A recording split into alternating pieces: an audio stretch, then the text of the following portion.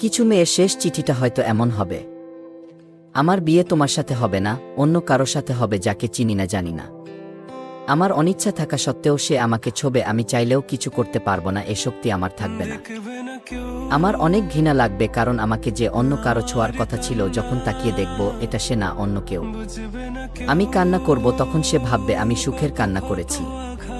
কিন্তু সে বুঝবে না, এভাবে প্রতিদিন এক একটা রাত হবে আমার কাছে ধর্ষণের রাত। কিন্তু তখন আমার যে কিছুই করার নেই। আমি যে একটা কাগজে স্বাক্ষর করে নিজের জীবন অন্যের হাতে তুলে দিয়েছি। প্রতিদিন তার পরিবারের মন জোগাড় করে চলতে হবে।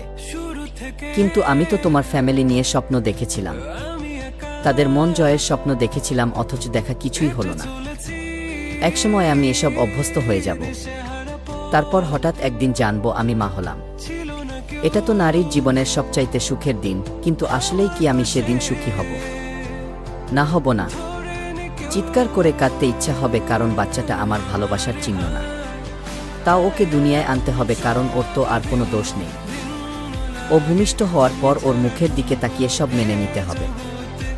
একসময় ওকে বড় করা, স্কুলে নিয়ে যাওয়া, ওকে মানুষের মতো মানুষ বানাতে গিয়ে কখন যে 50 পেরিয়ে চুল পাকতে শুরু হয়ে যাবে বুঝতেই পারবো না। এর মাঝখানে তোমাকে অনেক মনে পড়বে, লুকিয়ে লুকিয়ে কাঁদব, তারপর দীর্ঘশ্বাস ফেলে আবার ব্যস্ত হয়ে যাব।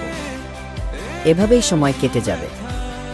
তারপর হয়তো কোনো এক রাতে ঘুমের মধ্যেই ওপারে চলে যাব। হয়তো তুমি সেদিন জানবে না। হয়তো আমার কথা মনে করে তুমিও কোনো বর্ষামুখর দিনে চোখ ভিজাবে, না হয় ভিজাবে না। কিন্তু আমার মনের সেই কষ্টগুলো অবশ্যই থেকে যাবে। তবুও তুমি ভালো থেকো।